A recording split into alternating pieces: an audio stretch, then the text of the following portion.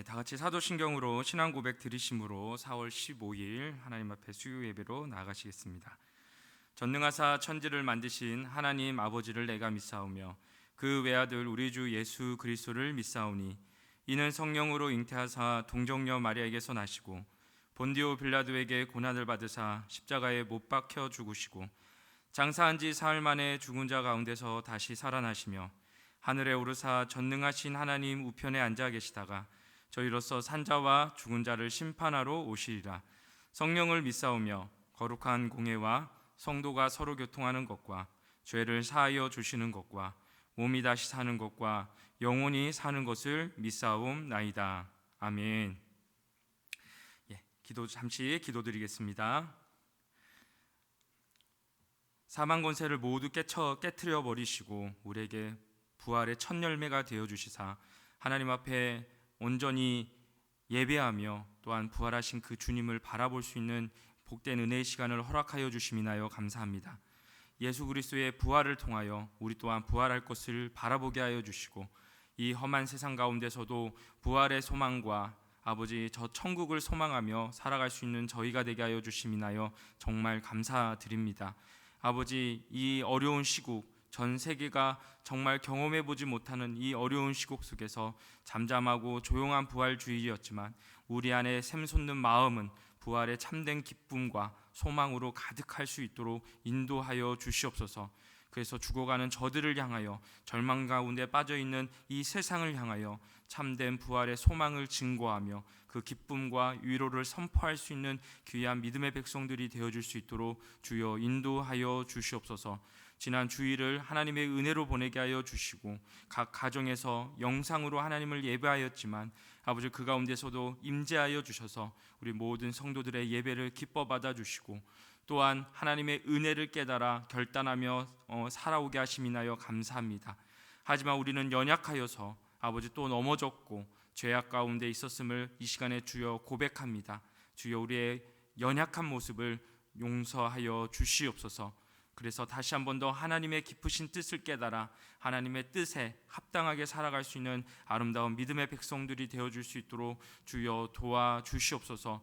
무엇보다도 주님이 우리의 소망이며 우리의 피할 반석이시며 도움이심을 믿기에 다시 한 번 더 이 시간을 정하여 주님 앞에 예배하며 나옵니다. 주여 저희들의 마음을 저희들이 하나님 앞에 드리는 전심의 예배를 기쁨으로 받아 주시옵시고 이 험악한 세상에서 믿음으로 승리할 수 있는 저희가 되어줄 수 있도록 도와주시옵소서. 특별히 이 나라가 또한 이 민족이 전 세계가 아버지 코로나19라는 질병 앞에서 두렵고 떨림으로 많은 이들이 생명을 잃어가면서 이 시대를 살아가고 있음을 봅니다. 주여 이 땅 가운데 하나님의 평안과 하나님의 위로를 허락하여 주시고 무엇보다도 하나님의 깊으신 뜻을 깨달아 먼저 믿는 자들이 하나님 앞에 온전히 설 수 있도록 도와주시옵소서. 그래서 주께 영광 올려드릴 수 있도록 은혜를 더하여 주시옵소서. 특별히 내일은 아버지 제21대 국회의원을 오늘은 제21대 국회의원을 투표하는 선거하는 날입니다. 좋은 하나님이 원하시는 이들이 선출되어질 수 있도록 인도하여 주실 때 우리에게 지혜를 주시고 능력을 주셔서 이 모든 과정들을 잘 감당할 수 있는 모든 국민들이 되어줄 수 있도록 인도하여 주시고 선출된 이들은 그 직을 아버지 하나님 겸손한 마음으로 첫 마음을 잃지 아니하고 국민들을 섬기며 나라를 위하여서 봉사할 수 있는 모든 국회의원들이 되어줄 수 있도록 주여 도와주시옵소서. 또한 여러 모양으로 살아가고 있는 우리 모든 성도들의 삶과 형편과 가정과 기업을 주님이 아시는 줄 믿습니다. 찾아가셔서 위로하여 주시고 어려운 시국 속에서도 하나님이 주시는 고센 땅의 구별된 복들을 누릴 수 있도록 주여 도와주시옵소서. 오늘도 각 가정에서 영상 기기를 통하여 이 하나님의 말씀을 듣는 모든 성도들에게 그 심령 찾아가셔서 하나님의 귀한 지혜의 말씀으로 깨닫게 하여 주시고 하나님 앞에 기도함으로 승리할 수 있는 아름다운 믿음의 백성들이 되어줄 수 있도록 주여 도와주시옵소서. 이 시간에 함께 말씀을 나누고자 합니다. 전하는 이나 듣는 이가 동일하게 하나님의 귀한 복들을 누릴 수 있도록 은혜 베풀어 주시옵소서. 감사드리며 이 모든 말씀 예수님의 이름으로 기도드리옵나이다. 아멘. 오늘 하나님께서 주신 말씀입니다. 우리 고린도후서 말씀입니다. 신약성경 고린도후서 1장입니다. 고린도후서 1장 3절에서 11절까지의 말씀입니다. 신약성경 고린도후서 1장 3절에서 11절까지의 말씀입니다. 찾으신 줄 알고 제가 봉독해 드리도록 하겠습니다. 찬송하리로다. 그는 우리 주 예수 그리스도의 하나님이시요 자비의 아버지시요 모든 위로의 하나님이시며 우리의 모든 환난 중에서 우리를 위로하사 우리로 하여금 하나님께 받는 위로로서 모든 환난 중에 있는 자들을 능히 위로하게 하시는 이시로다. 그리스도의 고난이 우리에게 넘친 것 같이 우리의 위로도 그리스도로 말미암아 넘치는도다.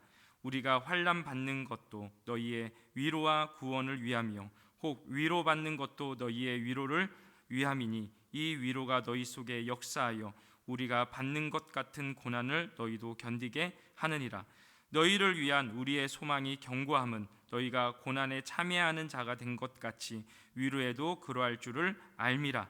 형제들아, 우리가 아시아에서 당한 환난을 너희가 알지 못하기를 원치 아니하노니 힘에 지나도록 심한 고생을 받아 살 소망까지 끊어지고 우리 마음에 사형 선고를 받은 줄 알았으니 이는 우리로 자기를 의뢰하지 말고 오직 죽은 자를 다시 살리시는 하나님만 의뢰하게 하심이라.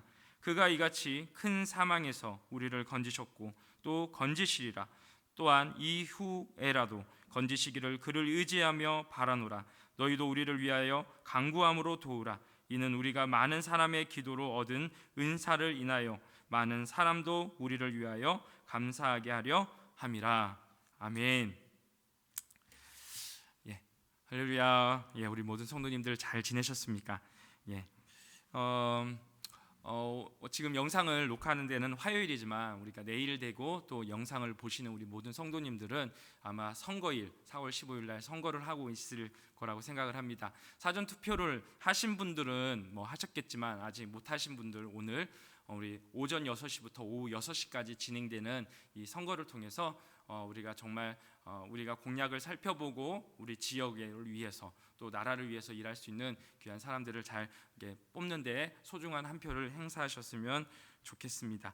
그래서 혹 마음에 들지 않으시더라도 그래서 공약들을 잘 살펴보시고 이렇게 검토해 보셔서 지지의 한 표를 하는 것이 우리 또 국민으로서 또 믿는 자로서 행할 모습이라고 생각을 합니다. 그래서 하여튼 혹시 영상을 저녁에 보셔가지고 선거를 이렇게 하신 분들은 또 나라를 위해서 우리가 민족을 위해서 또 지도자들을 위해서 함께 기도할 수 있는 우리 모든 성도들이 되었으면 좋겠습니다. 아멘이시죠? 그리스도인들도 아주 절망적인 상태에 이를 수 있다라고 생각을 하시나요? 아주 신앙심이 깊은 훌륭한 기독교인들, 믿음의 선진들이 어떤 어려운 사태에 직면하여서 아주 쉽게 포기하거나 심지어 자기의 생명을 던져버리고 싶어하는 자리까지 이를 수 있다고 생각을 하십니까? 저는 그럴 수 있다라고 생각을 합니다. 우리가 잘 아는 것처럼 어떠한 선지자는 로뎀나무 아래서 내가 죽겠습니다, 나를 죽여달라고 얘기했던 것처럼 충분히 그럴 수 있다라고 생각을 합니다. 지나간 세기의 위대한 성자라고 불렸던 존 조에트라는 성자분께서는 자신의 자서전적 전기에서 자신은 이와 같은 고백을 남겼습니다. 여러분은 나의 삶에 기복이 없을 것이라고 생각하실지 모릅니다. 여러분은 내가 늘 기쁨을 잃어버리지 않고 승리의 삶을 살며 또 영적으로 계속 성숙해가는 삶을 살 것이라고 생각하실지 모릅니다. 그러나 천만의 말씀입니다. 때때로 나는 매사에 지쳐있는 자신을 발견하곤 합니다.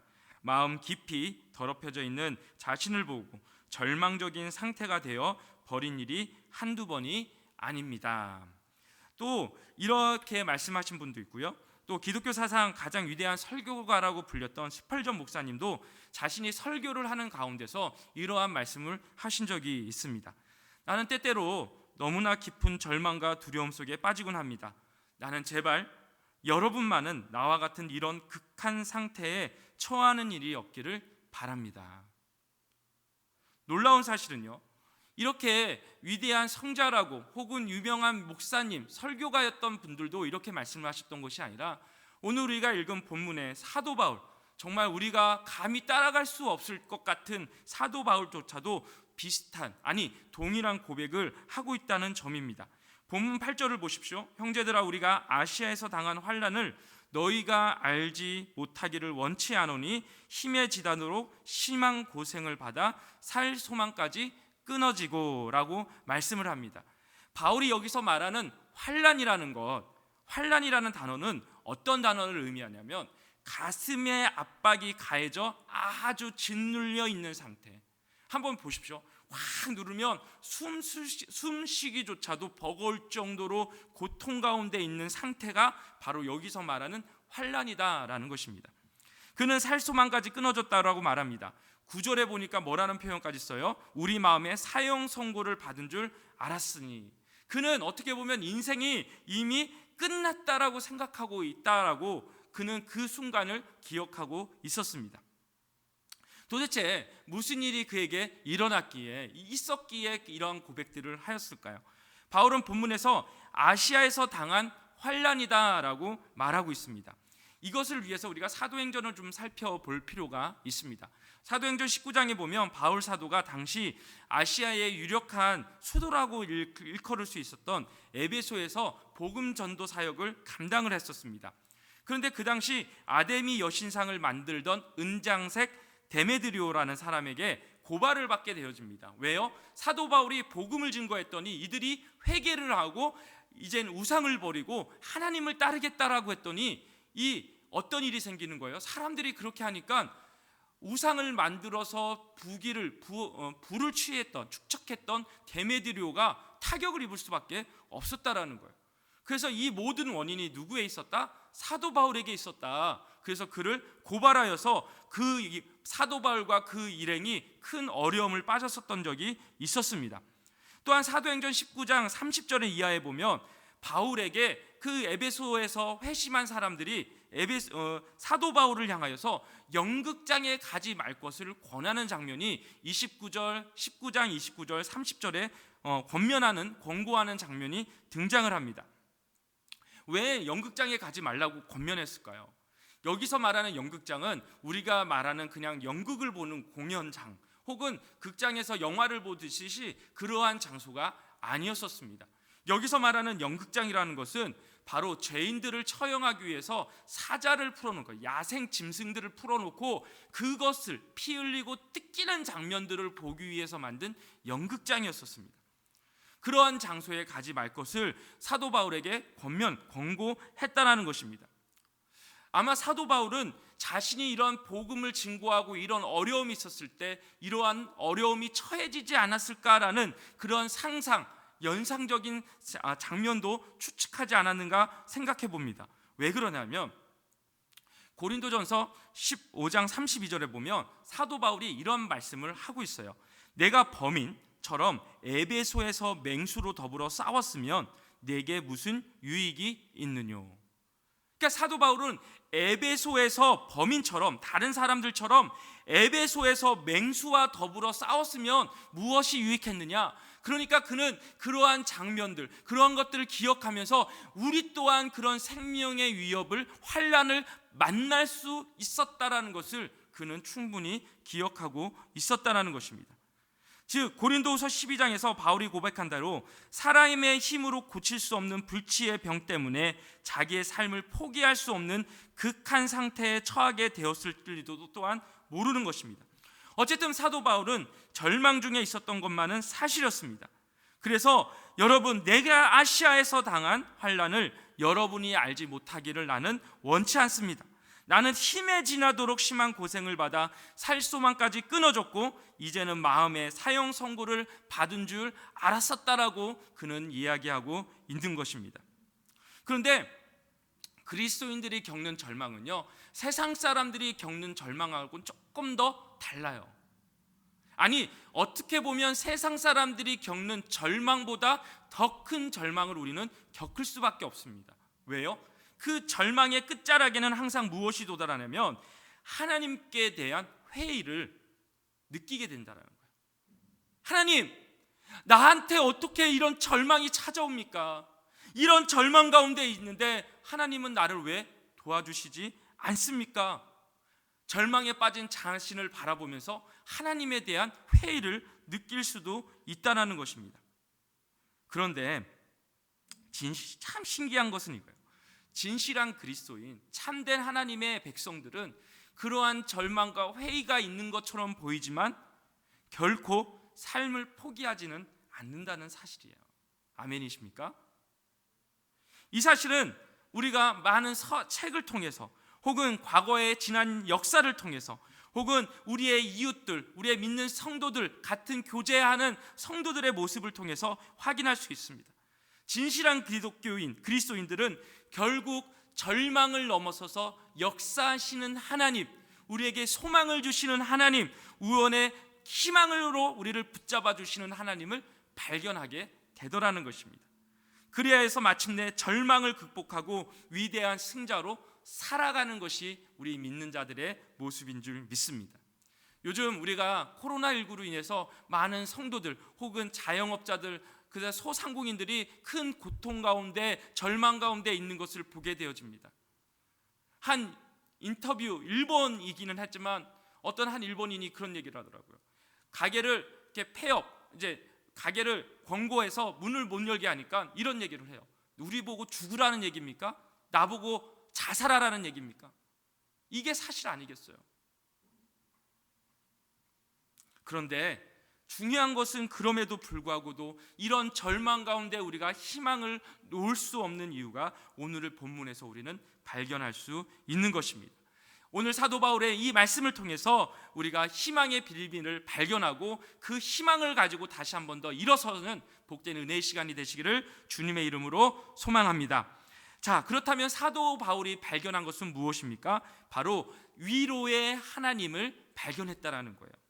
내 삶의 절망의 골짜기를 헤맬 때 우리는 그 속에서 우리를 위로해 주시는 하나님을 발견해야 하는 것입니다. 본문이 시작되어지는 3절 말씀해 보십시오. 이렇게 고백합니다. 우리 3절 말씀 다 같이 한번 읽어볼까요? 시작. 찬송하리로다. 그는 우리 주 예수 그리스도의 하나님이시요 자비의 아버지시요 모든 위로의 하나님이시며. 아멘. 이것이 바울이 그의 극한 고난의 상태에서 발견되었던 하나님의 모습이었다라는 것입니다. 그 하나님은 예수 그리스도의 하나님이요 자비의 아버지요 모든 위로의 하나님이었다라고 말씀하고 있습니다. 여기서 가장 많이 등장하는 단어 중에 하나가 무엇입니까? 환난, 고생, 고난이라는 단어입니다. 우리가 읽은 3절에서 11절 사이에 무려 9번 정도가 등장을 해요. 그러나 이 단어들, 고난이나 환난이나 고생을 압도하는 단어가 있습니다. 무슨 단어인지 아시겠어요? 바로 그것은 위로라는 단어입니다. 본문에서 이 위로라는 단어가 얼마나 자주 사용되어지고 있는지 우리가 주목해서 우리 본문 4절 이하를 한번 제가 쭉 읽어드릴 테니까 한번 숫자를 세보세요. 얼마나 많이 등장을 하는지 제가 읽어드릴게요. 우리의 모든 환난 중에서 우리를 위로하사 우리로 하여금 하나님께 받는 위로로 모든 환난 중에 있는 자들을 능히 위로하게 하시는 이시로다. 그리스도의 고난이 우리에게 넘친 것 같이 우리의 위로도 그리스도로 말미암아 넘치는도다. 우리가 환난 받는 것도 너희의 위로와 구원을 위함이요 혹 위로받는 것도 너희의 위로를 위함이니 이 위로가 너희 속에 역사하여 우리가 받는 것 같은 고난을 너희도 견디게 하느니라. 아멘. 얼마나 많이 위로라고 말씀하고 있습니까? 사도 바울은 고난 중에서도, 극심한 고난 중에서도 누구를 발견했다는 거예요? 우리를 위로해 주시는 하나님, 우리에게 다가오셔서 위로해 주시는 그 하나님을 발견했다라고 그는 말하고 있는 것입니다. 이것이 고난의 역설이라고 할 수 있어요. 바울은 그 고난 때문에, 그 환난 때문에, 그 고생 때문에 절망하기는 했지만 절망 뒤에 무엇을 발견했다? 위로하시는 하나님, 우리를 평안으로 이끄시는 하나님을 찾았다, 발견했다라고, 바라보았다라고 말씀하고 있는 것입니다. 나를 능히 위로하시는 모든 위로의 하나님, 살 소망이 다 끊어진 상태까지 이러고 고난을 받았음에도 그가 절망 있는 곳에서 우리를 희망으로 바꾸시는 그 모습을, 그 위로를 우리에게 주셨다라고 그는 말씀하고 있는 것입니다.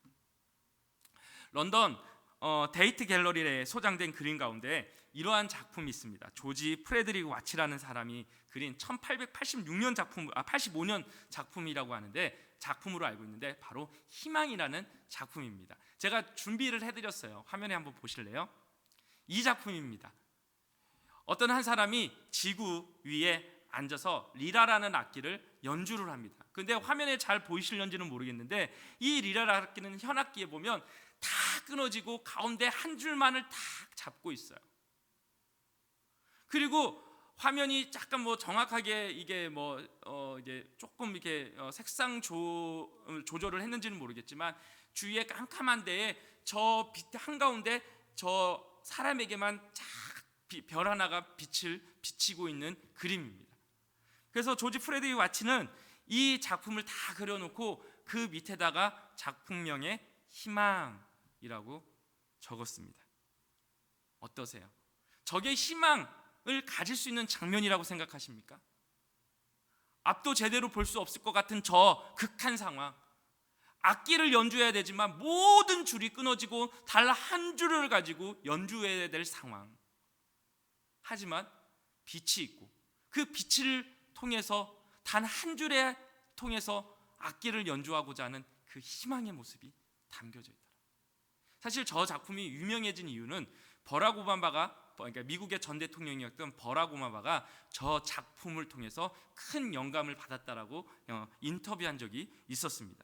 또한 제레미야 라이트 목사님은 바로 담대한 희망이라는 설교를 이 제목을 통해서 영감을 받으셨다라고 합니다.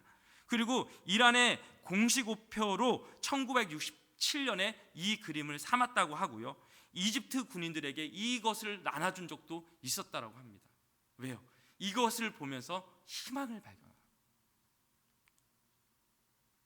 어떤 한 성도는요, 바울 사도와 비슷한 심한 극심한 고난을 체험하면서 이런 고백을 했다고 합니다. 주님, 나를 둘러싼 모든 형편은 정말 사면초가입니다. 그러나 아직 나에게 열려있는 하늘이 있는 것을 감사합니다. 아멘이십니까? 지금 내 주위를 둘러볼 때 아무도 나를 도와줄 수 없고 나의 마음을 이해해 줄 수 없을 것 같은 사면초가가 빠져있는 지금의 상황 속에 우리는 무엇이 열려있다는 거예요? 하늘이 열려있는 거예요. 우리의 위로해 주시는 하나님, 우리에게 희망과 능력과 기쁨을 주시기 원하시는 그 하나님이 하늘을 통해서 우리는 발견할 수 있다는 것입니다. 그런 의미에서 그리스도인들에게 환난이라는 것은 하나님을 발견할 수 있는 기회라고 말할 수 있는 것입니다. 하나님의 위로를 체험할 수 있는 기회임을 믿으시기를 바랍니다. 하나님이 왜 고난의 상황을 나에게 면제시켜 주시지 않는지 묻지 마십시오. 그리고 그것은 잘 저도 모르겠습니다. 하지만 분명한 것은 살 소망조차 끊어지는 이 고난의 막다른 골목에서도 하나님은 우리에게 다가오셔서 우리를 위로하시기 원하시고 우리를 붙잡기를 원하시고 우리와 함께 하시기를 원하신다는 사실이고, 궁극적으로 그 과정을 통과해서 하나님을 찬양하고 하나님을 살아계심을 선포하고 인정하기를 원하시는 줄 믿습니다. 이 시간에 그런 하나님을 발견하셨으면 좋겠어요. 아멘이시죠? 자, 그렇다면 우리가 사도 바울이 또한 이런 절망 가운데서 희망을 발견할 수 있었던 이유가, 그 두 번째 이유는 무엇일까요? 그것은 바로 우리에게 위로의 하나님이 있다면 그 위로의 하나님을 어떻게 했다? 신뢰했다라는 사실입니다. 본문 9절의 말씀입니다. 우리 본문 9절의 말씀에서 사도 바울은 자신이 겪고 있는 이 고난을 해석을 이와 같이 합니다. 우리 9절 말씀인데요, 우리 다 같이 한번 읽도록 하겠습니다. 시작. 우리는 우리 자신의 사형 선고를 받은 줄 알았으니 이는 우리로 자기를 의지하지 말고 오직 죽은 자를 다시 살리시는 하나님만 의지하게 하심이라. 아멘. 사람이 생명이 위태롭게 되지 않을 때 자기의 지혜와 자기의 생각을 가지고 몸부림을 치게 됩니다. 그는 아직도 자기를 붙들고 있는 것입니다. 그러나 살 가능성이 아예 없어질 때, 그때 인간은 어쩌면 가장 진솔하게 하나님을 대면하고 하나님을 찾을 수도 있는 것입니다. 그래서 살 소망이 끊어지는 절망이 인간에게 때때로 필요한지도 모르겠습니다. 그런 지경이 처해봐야 가장 순수한 마음으로 무엇을 바라봅니까? 하나님을 찾습니다. 가장 정직하고 순전한 마음으로 하나님을 기다립니다. 사도 바울은 그래서 고린도후서 12장에서 이렇게 말합니다. 내가 약할 그때에 곧 강함이니라. 우리가 약할 때, 우리가 가장 약할 그때에 하나님의 강함이다. 자신이 너무나 무력하고 연약한 자라는 것을 철저하게 깨달을 때 비로소 우리는 우리의 힘이 되시고 방패가 되시는 하나님을 신뢰하게 되어지는 것입니다. 구약의 호세아서를 한번 읽어보십시오. 호세아의 아내가 한 번도 아니고 두 번씩이나 남편을 배반하고 다른 사람과 그런 성적 관계, 연애를 한 것을 볼 수가 있습니다. 이것처럼 남자의 자존심을 건드리는 일이 어디 있겠습니까? 그것은 남자에게 완전한 절망을 안겨주는 것이라고 생각을 합니다. 모든 것은 회색빛과 같이 보일 것입니다. 그는 주변의 사람들에게 충분한 조롱거리가 되었을런지도 모르겠습니다. 어떻게 아내 간수를 저렇게 했길래, 아내에게 어떻게 저렇게 했길래 아내가 한 번도 아니고 두 번이나 외도를 하겠느냐, 그런 생각이나 그런 조롱거리가 되지 않았겠습니까? 어떻게 보면 호세아에게는 더 이상 삶의 희망이라고는 전혀 찾을 수 없는 상황에 있었을런지도 모르겠습니다. 그런데 그런 호세아에게 하나님이 다가오십니다. 그리고는 이렇게 말씀하십니다. 내가 너의 연인이 되어주마. 그리고 이 말씀을 듣고 있는 호세아는 하나님을 신뢰하는 믿음으로 그 가정에 말할 수 없는 불평과 역경을 딛고 일어서게 되어지는 것입니다. 그러나 하나님은 한 걸음 더 나가서 이러한 호세아에게 한 가지 더 명령을 내립니다. 거듭 나 여호와를 배신하고 돌아선 이 민족을 내가 포기하지 않고 끝까지 사랑한 것처럼 너도 내 아내를 향해서 그런 자리를 서기를 원한다.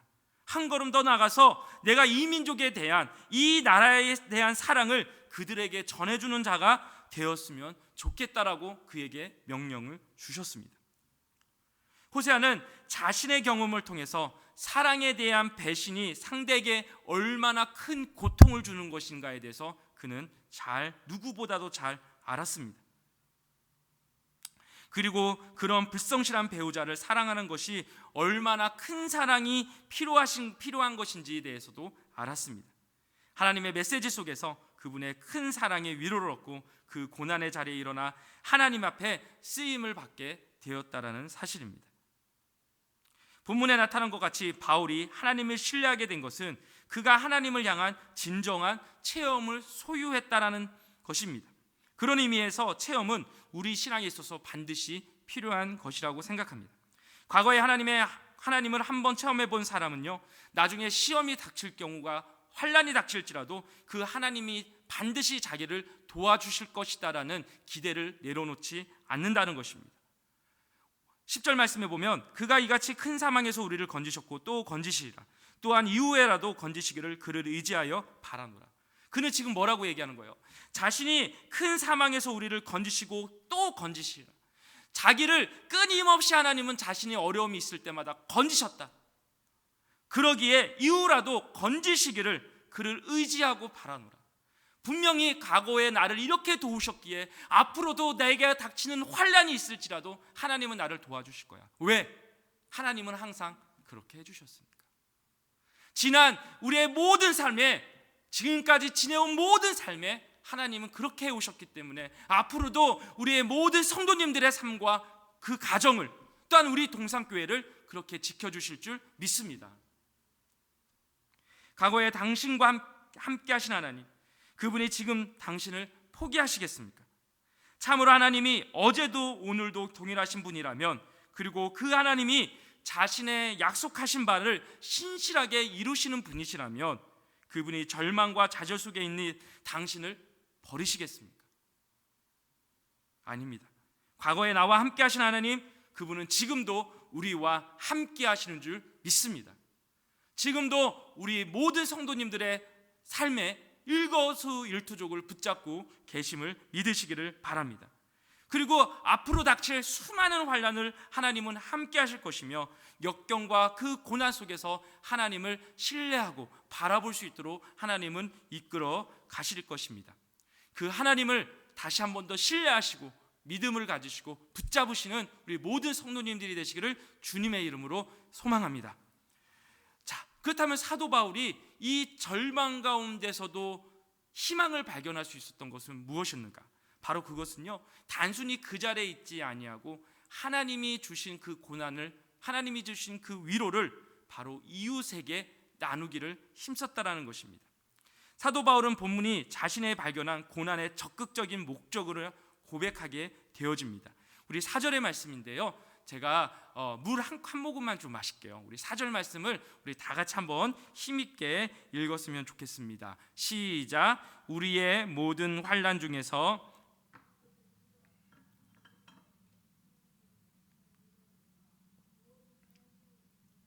능히 위로하게 하시는 이시로다. 아멘. 여기서 뭐라고 합니까? 우리로 하여금 하나님께 받은 위로로서 모든 환난 중에 있는 자들을 능히 위로하게 하신다. 이렇게 말씀합니다.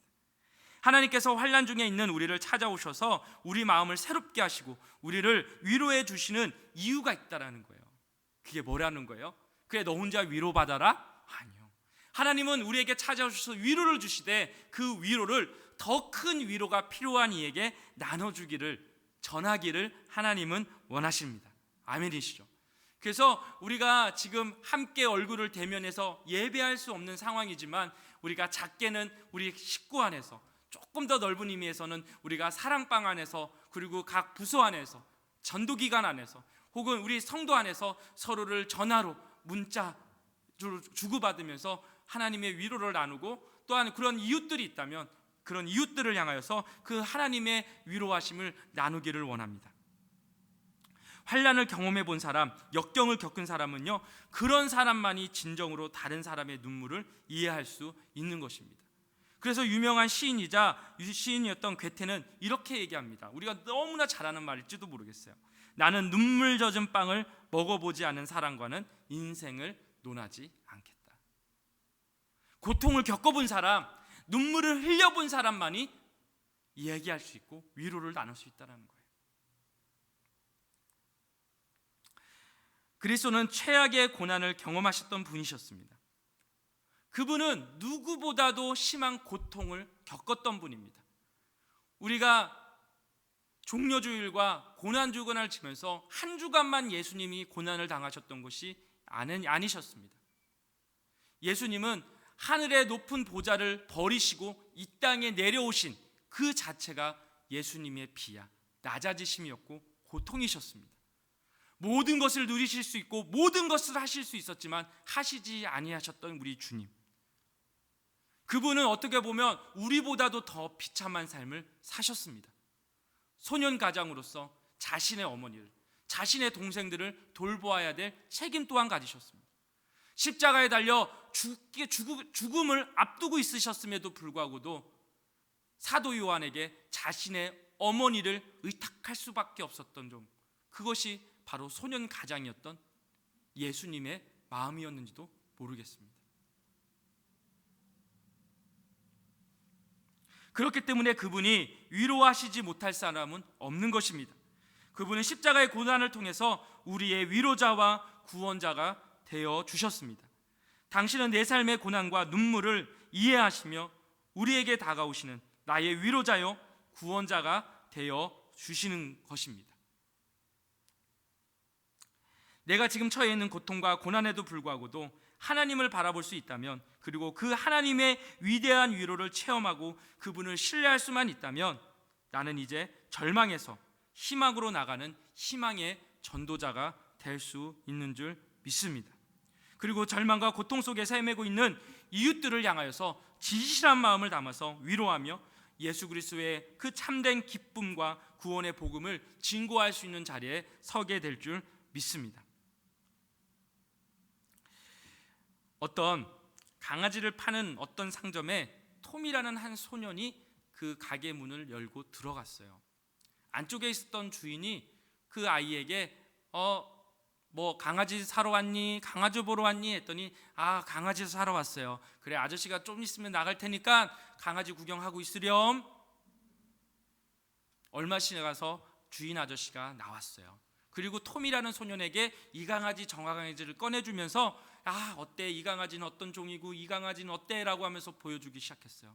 그런데 톰은 그 이쁜 강아지들 마다하는 거예요. 그러더니 톰이라는 소년이 한쪽 구석에 있는 되게 아파 보이는 강아지를 가르치는 거예요. 주인 아저씨는 말합니다. 저 강아지는 너한테 팔 수가 없단다. 왜냐하면 태어났을 때부터 다리를 저는 강아지야. 그래서 너랑 마음껏 집에서 뛰어놀 수도 없고 너랑 행복하게 뭔가를 해줄 수 있는 강아지가 아니야. 그렇게 얘기를 하는 거였었어요. 그러자 그럼에도 불구하고 톰은 아저씨, 저는 저 강아지가 있으면 좋겠어요. 이 강아지는 자기를 이해해 줄 수 있는 친구가 필요할지도 모르잖아요 라고 답변을 하는 거였었어요. 그 답변이 너무나 의외했던 그 주인 아저씨는 그러니 그래도 어쩔 수 없는데 팔면 안 되는데 하면서 그 강아지를 톰에게 안겨 주었습니다. 그 톰은 그 주인 아저씨에게 강아지의 값을 지불하고 일어서서 문 밖으로 나가고 있었습니다. 그런데 그때 이 주인 아저씨는 톰이 왜 그렇게 말했는지 알 수 있었습니다. 그 아이가 절름발이였다는 것이었습니다. 절름발이 소년 톰, 절름발이 강아지를 보면서 같이 그 강아지의 마음을 이해했다는 것이죠. 사랑하는 성도 여러분, 우리는 누구보다도 가장 큰 죄로 인해서 죽을 수밖에 없었던, 영벌을 받을 수밖에 없었던 존재였습니다. 하지만 예수 그리스도의 사랑과 희생을 통하여서 우리는 참된 구원을 누리게 되었고 하나님의 참된 위로를 누리는 자들이 되었습니다. 그러기에 그 위로가 필요한 자들이 있는 것입니다. 그러한 자들을 향해서 코로나로 인하여 신음하고 있고 코로나로 인하여서 고통 가운데 있고 물질의 어려움으로 신음하고 있는 이들을 향하여서 우리가 무엇으로 위로해 줄 수 있다라고 생각하십니까? 하나님이 우리에게 주셨던 그 위로야말로 이 땅을 회복시키고 이 땅을 다시 한 번 더 힘을 내서 살아갈 수 있는 원동력이 되어줄 줄 믿습니다. 저는 코로나19는 분명히 종식될 거라고 믿습니다. 하지만 마음속에 남는 수많은 상처와 그것들은 쉽게 사라지지 않을 거라고 생각해요. 그 치료제는 무엇이라고 생각합니까? 바로 하나님의 사랑이요 하나님의 위로인 줄 믿습니다. 그 사랑과 위로를 나눌 수 있는 우리 동산교회, 그리고 이 자리에 함께 영상으로 하나님의 말씀을 듣고 있는 우리 모든 성도님들과 그 가정이 되시기를 주님의 이름으로 소망합니다. 그래서 우리가 지금의 이 어려운 시국, 절망 가운데 있는 이 나라와 이 세계 열방을 바라보면서 참된 위로를 선포할 수 있는, 그래서 절망에서 희망을 증거할 수 있는 모든 믿음의 성도님들이 되시기를 주님의 이름으로 기도합니다. 아멘. 기도하겠습니다. 참 좋으신 하나님 아버지, 감사합니다. 절망의 시대를 살아가는 가운데서도 우리에게 위로를 주시고 희망을 보게 하신 하나님을 찬양합니다. 이 땅이, 세계 열방이 절망 가운데 있고 커다란 질병 앞에서 무기력하게 세계의 수많은 강대국들이 무너져 내려가는 것을 보게 되어집니다. 하지만 우리가 이 가운데서도 희망을 품고 소망을 가질 수 있는 것은 우리 주님께서 우리에게 찾아오셔서 친히 위로자가 되어주시고 구원자가 되어주시기에 아버지, 이 시간에 다시 한 번 더 소망을 가지고 희망을 가지고 살아갈 수 있을 줄 믿습니다. 이 사실을 분명히 마음에 새기게 하여 주시고 하나님, 위로자 되시는 하나님을 발견하게 하여 주시고 위로자 되시는 그 예수님을 향하여서 아버지 신뢰하게 하시고 또한 그 위로를 세상을 향하여 증거할 수 있는 우리 동산의 모든 성도들이 되어줄 수 있도록 인도하여 주시옵소서. 특별히 이 시간에 간절히 기도하는 것은 아버지, 코로나19로 인하여서 많은 국민들이 어려움과 고통 가운데 있는 것을 발견하게 되어집니다. 속히 코로나19의 질병으로부터 종식되어지고 평상시로 일상적인 삶이 찾아올 수 있도록 아버지 인도하여 주시옵소서. 이를 위해서 수고하고 있는 모든 의료진들과 방역의 봉사자들에게, 공무원들에게 아버지 힘을 주시고 능력을 주셔서 이 일을 잘 감당해 나갈 수 있도록 도와주시되, 특별히 백신과 또한 치료제가 필요한 가운데 있습니다. 세계 수많은 학자들의 마음에 지혜를 주시고 능력을 주셔서 속히 치료제와 백신이 개발되어져서 많은 이들에게 아버지 쉼을 줄 수 있도록, 위로를 줄 수 있도록 은혜를 베풀어 주시옵소서. 이를 위해서 세계 모든 이들이 마음을 모으게 하여 주시고, 자신의 것을 고집하는 것이 아니라 자신의 것을 나눌 수 있는 여유로운 마음과 넉넉한 마음을 주여 허락하여 주시옵소서. 특별히 한국교회를 위해서 기도합니다.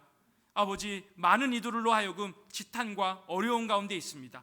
많은 고민 가운데 있을지 모르겠지만 주여, 무엇보다도 한국교회가 하나님 앞에 범죄했던 것들이 있다면 회개하는 마음을 허락하여 주시고, 하나님이 기뻐하시고 하나님의 뜻을 위하여 온전히 다시 한 번 더 친히 예수 그리스도께서 이 땅에 내려오신 낮아지심처럼 겸손히 낮아질 수 있는 한국교회가 되어줄 수 있도록 인도하여 주시옵소서.